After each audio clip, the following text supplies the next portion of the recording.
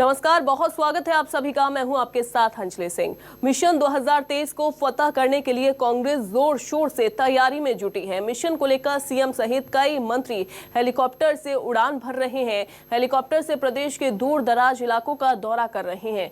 मकसद योजना की जमीनी हालात का आकलन और कांग्रेस जनप्रतिनिधियों की छवि को जानना है। रायपुर से सीएम बघेल, आबकारी मंत्री लखमा, स्वास्थ्य मंत्री टीएस सिंहदेव और रविंद्र चौबे ने हवाई उड़ान भरी।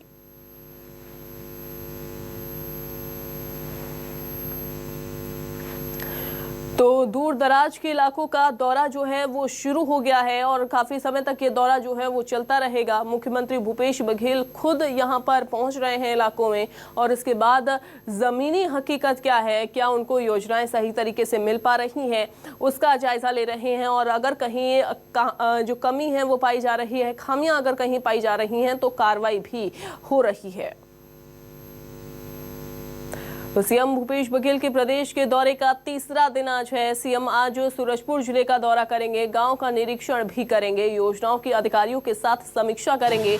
2 दिन सूरजपुर में ही रहेंगे सीएम बघेल। तो सूरजपुर दौरे पर आज रहने वाले हैं मुख्यमंत्री। आज तीसरा दिन है उनके दौरे का। गांव का निरीक्षण किया जाएगा और ग्रामीणों को योजना का लाभ मिल पा रहा है या नहीं, इसका भी वो जानकारी लेंगे, इसकी भी जानकारी लेंगे, साथ ही जायजा करेंगे। योजनाओं की अधिकारियों के साथ यहां पर समीक्षा की जाएगी। योजना सही तरीके से यहां पर मिल पा रही है, उसको लेकर अधिकारियों से चर्चा की जाएगी। शिवम मिश्रा हमारे साथ जुड़ गए हैं, सीधा उनका रुख कर लेते हैं। शिवम, आज मुख्यमंत्री के दौरे का तीसरा दिन, काफी अहम ये दौरा उनका लग रहा है, लेकिन वहीं दूसरी तरफ हम देख रहे हैं कि कार्रवाइयों पर कार्रवाई भी हो रही है जिनमें लापरवाही देखने को मिल रही है। बिल्कुल अंजलि, देखिए मुख्यमंत्री भूपेश बघेल के भेंट मुलाकात कार्यक्रम का आज तीसरा दिन है और आज तीसरे दिन भी मुख्यमंत्री भूपेश बघेल सरगुजा संभाग के सूरजपुर जिले पर ही रहने वाले हैं। और सूरजपुर जिले में जो है मुख्यमंत्री भूपेश बघेल किसी भी गांव में जा सकते हैं और वहां पर जो है अपने हेलीकॉप्टर को उतारकर सीधे ग्रामीणों से मुलाकात करेंगे। राज्य सरकार की जो योजनाएं चल रही है उसकी जमीनी हकीकत को मुख्यमंत्री भूपेश बघेल इस वक्त टटोलने की जो है कोशिश कर रहे हैं। बीते दिनों भी देखने को मिला था कि सीधे जो है मुख्यमंत्री भूपेश बघेल अलग अलग गांवों में, अलग अलग ग्राम पंचायतों में उतरकर सीधा जो है वहां के ग्रामीणों से बातचीत की और खामी पाए जाने पर सीधा जो है अधिकारियों पर कठोर कार्रवाई भी की है। और मुख्यमंत्री भूपेश बघेल का एक ये साफ संदेश इस वक्त नजर आ रहा है कि राज्य सरकार की जो जनहित कल्याणकारी योजनाएं जो चल रही है उन योजनाओं का सही तरीके से पालन जो है जमीनी स्तर पर किया जाए और न करने वाले अधिकारियों पर सीधी कार्रवाई की जाएगी। इस बात को मुख्यमंत्री भूपेश बघेल ने भी बीते दिनों साफ कर दी और इसी के चलते अब ये देखने को मिल रहा है कि मुख्यमंत्री भूपेश बघेल के साथ कई विभागीय मंत्री जो उनके कैबिनेट के हैं वे भी अब जो है अलग अलग जिलों के दौरे पर निकल गए हैं, अपने प्रभार जिले के दौरे पर निकल गए हैं। स्वास्थ्य मंत्री टीएस सिंहदेव, कवासी लखमा और रविंद्र चौबे भी जो है वो इस वक्त जो है लगातार दौरा कर रहे हैं। तो इससे साफ समझ आ रहा है कि मुख्यमंत्री भूपेश बघेल के दौरे को लेकर के कितना ज्यादा संवेदनशील उनके मंत्री हैं और अधिकारी भी नजर आ रहे हैं। जी बिल्कुल बिल्कुल सही कहा आपने, संवेदनशील तो यहाँ पर है ही, लेकिन शिवम, चूंकि हम ये भी देख रहे हैं कि कार्रवाइयों पर कार्रवाइयाँ हो रही हैं, अब कह सकते हैं कि जिन योजनाओं का लाभ ग्रामीणों तक नहीं पहुंच पाया था, प्रदेशवासियों तक नहीं पहुंच पाया था, वो अब शायद मिलना शुरू होगा। जिसमें बीच में किसी की भी यहाँ पर लापरवाही देखने को मिली, संलिप्तता देखने को मिली लापरवाही के तौर पर, उस पर गाज अब गिरनी निश्चित तौर पर है।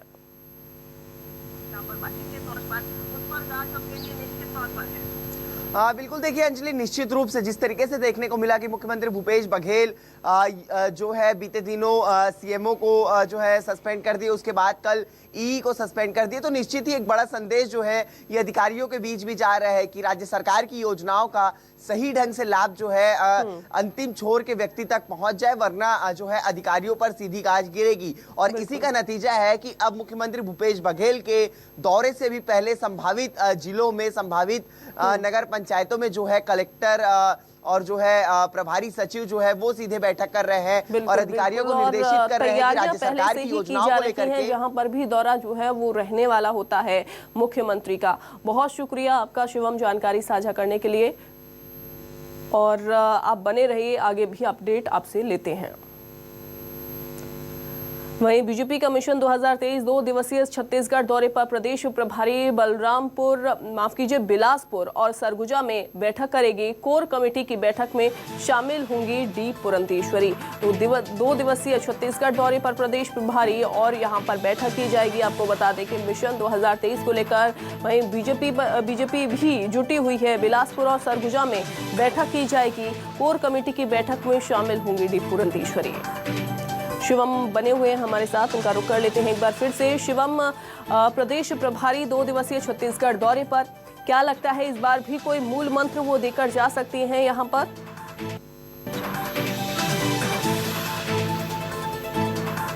बिल्कुल, देखिए निश्चित रूप से अंजलि, जिस तरीके से देखने को मिल रहा है कि राज्य सरकार जो है वो मिशन 2023 पर जुड़ गई है, तो उसी तरीके से अब जो है भारतीय जनता पार्टी जो इस वक्त छत्तीसगढ़ में विपक्ष का मोर्चा संभाल रही है, वे भी अब जो मिशन 2023 पर जुड़ते हुए नजर आ रही है। बीते दिनों कई केंद्रीय मंत्रियों का जो है छत्तीसगढ़ दौरा रहा है और अब जो है छत्तीसगढ़ प्रभारी और सह प्रभारी डी पुरंदेश्वरी और नितिन नबील भी है, जो वो कल से 2 दिवसीय छत्तीसगढ़ दौरे पर आ रहे हैं। इस दौरान जो है वे कल छत्तीसगढ़ पहुंचेंगे और उसके बाद दुर्ग संभाग और सूरजपुर सरगुजा संभाग के जो है दौरे पर रहेंगे। वहां पर कार्यकर्ताओं से सीधी मुलाकात करेंगे और केंद्र सरकार की योजनाओं की जो है वे जानकारी देंगे। जिस तरीके से देखने को मिलता है कि लगातार भारतीय जनता पार्टी हर 3 महीने में कोर कमेटी की बैठक करती है और बैठक में जो है बीते दिनों के टास्क की समीक्षा करती है। इसके साथ ही आने वाले जो है उसकी रणनीति तैयार की जाती है। तो निश्चित ही एक तरीके से डी पुरंदेश्वरी के इस दौरे पर जो है कोर कमेटी की बैठक होनी है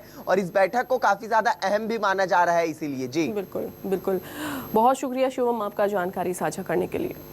आगे बढ़ लेते हैं आप। सीएम बघेल ने राजपुर में बलरामपुर रामानुजगंज जिले के अधिकारियों से विकास योजनाओं पर चर्चा की। चर्चा के दौरान सीएम बघेल ने अधिकारियों को जनहित में संचालित विकास योजनाओं को जल्द पूरा करने का निर्देश दिया। इस दौरान सीएम ने अधिकारियों को काम करने के दौरान ही यहां पर जो परेशानियां हो रही हैं उसके बारे में भी पूछा। वहीं सीएम ने अधिकारियों को सरकार की तरफ से हर संभव मदद का आश्वासन दिया।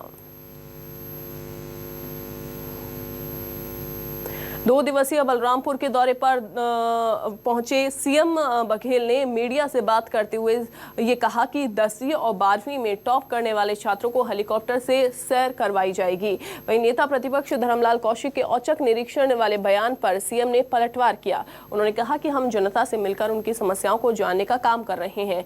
सीएम ने गोधन न्याय योजना के तहत गोबर के बाद अब गौमूत्र की खरीदी का ऐलान किया। देश के बच्चों को, छात्र छात्राओं को मैं कहना चाहूँगा 10वीं और 12वीं के रिजल्ट आने वाला है और 10वीं 12वीं के रिजल्ट के आने के पहले बहुत लोगों को बड़ी उत्सुकता रहती है। कई लोग थोड़ा सा उसके एंजाइटी भी होती है, डरे रहते हैं पता नहीं क्या होगा। तो बच्चों को आगे बढ़ाने के लिए, प्रोत्साहित करने के लिए 10वीं 12वीं के जो बच्चे जो जिले में टॉप करेंगे, उन सब बच्चों को जो अपने अपने जिले में 10वीं और 12वीं में जो टॉप करेंगे, उन बच्चों को हेलीकॉप्टर राइड कराएंगे। औचक निरीक्षण नहीं, रमन सिंह जैसे हम लोग नहीं कर रहे हैं। पहले कर दिया औचक निरीक्षण नहीं, पहले तो घोषित कार्यक्रम है कि हम यहाँ जाएंगे। ये बात सही है कि आम सभा नहीं कर रहे हैं, लोगों से मिल रहे हैं। एक कार्ड लिस्ट मेरे हाथ में है तो 3 कार्ड लिस्ट आम जनता के लिए कोई भी सवाल पूछ सकता है, कोई भी जानकारी दे सकता है, जानकारी ले सकता है। ये कल आप लोगों को बहुत सारे पत्रकार साथी आप लोग थे, आपने देखा होगा कि जो हाथ उठाया तो कार्ड लिस्ट उसके पास पहुंचा, उन्होंने सवाल किया, उसकी हमने निर्देश दिए हैं और उसके अध्ययन किया जा रहा है कि किस प्रकार से कलेक्ट होगा, उसका रेट क्या होगा, किस दर पे उसका तय हो, ताकि जो गौ पालक है उसको भी लाभ मिले। बलरामपुर से अब खबर, जहां लापरवाही पर सीएम भूपेश बघेल ने एक्शन लिया। सीएम ने एग्जीक्यूटिव इंजीनियर को सस्पेंड कर दिया। सनावल जल संसाधन विभाग के ईई उमाशंकर राम सस्पेंड हो गए। मुआवजा वितरण में देरी पर दरअसल ये कार्रवाई की गई। कन्हार अंतर्राज्यीय सिंचाई परियोजना में लापरवाही का आरोप उन पर लगा है। कलेक्टर को 2 महीने में किसानों को मुआवजा देने के निर्देश दिए गए। तामेश्वर नगर में 25 लाख की लागत से सामुदायिक भवन का निर्माण भी किया जाएगा, ये सीएम की तरफ से कहा गया।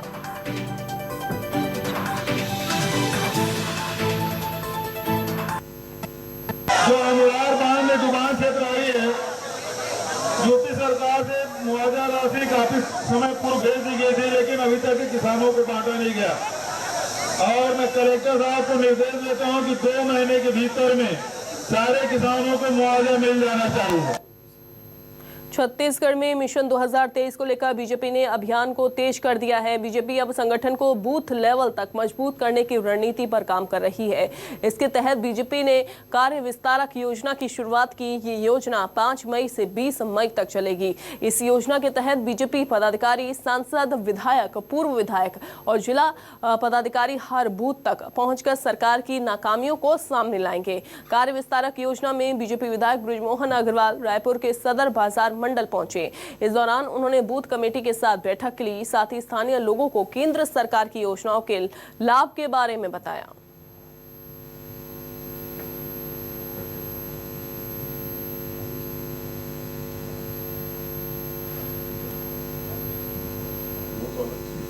वहीं इधर छत्तीसगढ़ में बीजेपी के विस्तारक अभियान पर सियासत शुरू हो गई है। जी हां, कृषि मंत्री रविंद्र चौबे ने बीजेपी के बूथ कार्यक्रम को लेकर निशाना साधा। उन्होंने कहा कि बीजेपी छत्तीसगढ़ में समाप्त हो गई है। बृजमोहन अग्रवाल ने पलटवार किया कि हमारे अभियान पर सवाल उठाने से पहले खुद को देख लें। सीएम को खुद दौरे पर जाना पड़ रहा है। आखिर 3 सालों तक जनहित का काम उन्होंने किया है, तो एक संभाग में 8 दिन को दे रहे हैं। लगभग छत्तीसगढ़ में बीजेपी समाप्त है।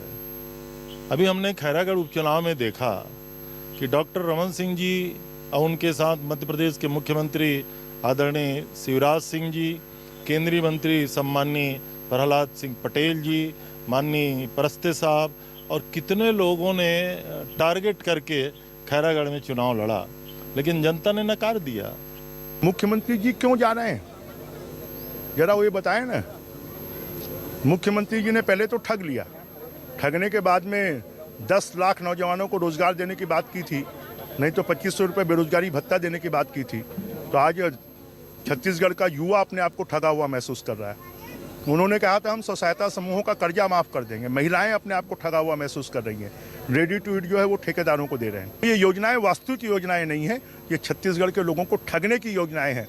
और क्योंकि 3.5 साल उन्होंने ठगा और अब छत्तीसगढ़ की जनता नाराज है, तो मुख्यमंत्री को अब 8-8 दिन के लिए एक संभाग में जाना पड़ रहा है। छत्तीसगढ़ में आईएएस अफसरों का महंगाई भत्ता बढ़ा है। सरकार ने 31% तक महंगाई भत्ता बढ़ा दिया है। 28 से बढ़कर 31% किया गया है महंगाई भत्ता। सरकार, राज्य सरकार के कर्मचारी फैसले से हालांकि नाराज है। सरकार के फैसले को इंसाफी बताया है। फैसले के खिलाफ कर्मचारियों ने विरोध भी जताया। उनको 1 जुलाई 21 से 28% से बढ़ा करके 31% महंगाई भत्ता देने का आदेश जारी किया है। ये 3% महंगाई भत्ता जो है ये केंद्रीय कर्मचारियों को जो मिला है 1 जुलाई 21 से वही है। दूसरी तरफ प्रदेश के 5 लाख से अधिक कर्मचारियों को न केवल 1 मई से महंगाई भत्ता देकर के 28 महीने का एरियाज खाया गया, बल्कि देय तिथि जनवरी जुलाई को छोड़कर के एक नया तिथि बनाया गया 1 मई से। बिलासपुर रेलवे स्टेशन पर यात्रियों ने हंगामा कर दिया। मुंबई हावड़ा दुरंतो एक्सप्रेस के यात्रियों ने हंगामा किया। पिछले 6 घंटे से बिलासपुर स्टेशन पर ट्रेन खड़ी रही, जिसको लेकर हंगामा किया गया। उड़ीसा के ब्रिजराज नगर में आंदोलन की वजह से ट्रेन को रोका गया। परेशान यात्रियों ने बिलासपुर स्टेशन पर हंगामा किया। इधर 24 मई तक छत्तीसगढ़ से गुजरने वाली 17 ट्रेनों को रेलवे ने रद्द किया। रेलवे ने अब तक 30 से ज्यादा ट्रेनों को रद्द किया है, जिसमें भोपाल बिलासपुर एक्सप्रेस ट्रेन रद्द की गई, बिलासपुर रीवा एक्सप्रेस ट्रेन रद्द की गई, रीवा बिलासपुर एक्सप्रेस रद्द हुई है, जबलपुर अंबिकापुर एक्सप्रेस रद्द हुई है। इसके अलावा अंबिकापुर जबलपुर एक्सप्रेस रद्द की गई, नांदेड़ संतरागाछी एक्सप्रेस रद्द, संतरागाछी नांदेड़ एक्सप्रेस रद्द, रानी कमलापति भी रद्द की गई, रानी कमलापति और संतरागाछी एक्सप्रेस रद्द की गई। वहीं संतरागाछी रानी कमलापति एक्सप्रेस रद्द कर दी गई है। सुकमा से खबर, जहां आंधी तूफान का कहर देखने को मिला। छात्रा के सिर पर पेड़ जो है वो गिर गया। पेड़ गिरने से छात्रा की मौत हो गई। एक कमरे से दूसरे कमरे में छात्रा जा रही थी और उसी दौरान यह हादसा हो गया। तेज आंधी तूफान यहां पर चला, चूंकि मौसम का मिजाज जो है वो बदल गया है। अब गर्मी से जहां एक तरफ लोगों को राहत मिली, वहीं दूसरी तरफ आंधी तूफान ने परेशान लोगों को करके रख दिया। पेड़ गिर गया छात्रा के सिर पर और उसी दौरान छात्रा की मौत हो गई। कमरे में छात्रा जा रही थी, एक कमरे से दूसरे कमरे में जब वो जा रही थी, उसी दौरान उसके सिर पर पेड़ गिर गया।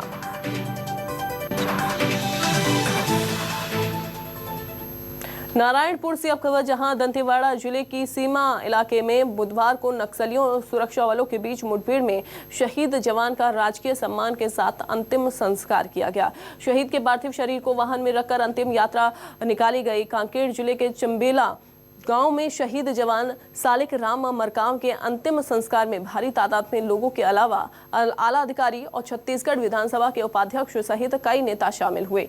लोगों ने नम आंखों से शहीद को श्रद्धांजलि दी और अंतिम विदाई दी। इस दौरान बुजुर्ग मां और पत्नी के विलाप को देखकर हर कोई भावुक हो गया। अंतिम संस्कार के दौरान हाई स्कूल मैदान में शहीद जवान को सलामी दी गई। आला अधिकारियों के साथ साथ लोगों ने शहीद को श्रद्धांजलि अर्पित की। एसपी ने कहा, नक्सलियों की करतूत से सुरक्षा बलों के मनोबल को तोड़ने की कोशिश की जा रही है। नक्सलियों के कायराना हरकत से जवानों का मनोबल कमजोर नहीं हुआ है। मेरे लिए इस प्रदेश के लिए बहुत बड़ी क्षति है कि ये जवान अपने देश की सेवा करते करते इस माटी के लिए हमारे लिए शहीद हुआ है। उसको नमन करता हूँ, प्रणाम करता हूँ। जशपुर में बदमाश बेखौफ है। महिला को गोली मारी, घर पर काम कर रही थी महिला और उसी दौरान महिला को गोली मार दी गई।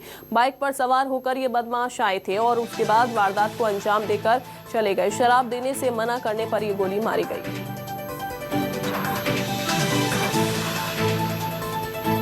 घर पर जब महिला काम कर रही थी, उसी दौरान महिला पर यह हमला किया गया। महिला को गोली मार दी गई। बाइक पर सवार होकर बदमाश यहां पर आए थे, शराब देने की मांग कर रहे थे, लेकिन शराब देने से मना करने पर महिला को गोली मार दी गई। बेखौफ होते जा रहे हैं यहां पर बदमाश और इस तरीके की वारदातों को अंजाम दे रहे हैं। परसाकोल ब्लॉक भूमि अधिग्रहण पर स्टे लगाने पर दायर याचिकाओं पर हाईकोर्ट में बहस पूरी हो गई। फिलहाल हाईकोर्ट ने आदेश सुरक्षित रख लिया है। मामले की सुनवाई चीफ जस्टिस और जस्टिस सामंत की युगल पीठ में हुई। पिछली सुनवाई के दौरान हाईकोर्ट ने पेड़ों की कटाई पर कड़ा रुख अपनाया था और राज्य सरकार से रिपोर्ट तलब की थी।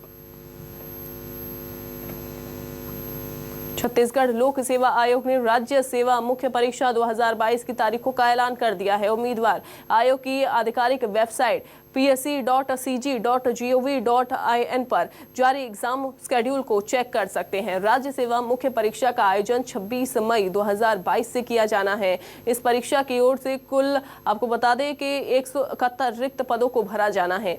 तो 171 रिक्त पद ऐसे हैं जिनको भरा जाएगा। इस परीक्षा के लिए प्रीलिम्स परीक्षा में सफलता पाने वाले उम्मीदवार मेंस एग्जाम में बैठ सकेंगे। इसके बाद मुख्य परीक्षा में सफलता प्राप्त करने वाले उम्मीदवारों को इंटरव्यू के लिए बुलाया जाएगा। मुख्य परीक्षा 26 मई, 27 मई, 28 मई और 29 मई को आयोजित की जाएगी। ये परीक्षा 2 पालियों में होगी। पहली पाली की परीक्षा सुबह 9 बजे से दोपहर 12 बजे तक चलेगी। वहीं दूसरी पाली की परीक्षा दोपहर 2 बजे से शाम 5 बजे तक आयोजित की जाएगी।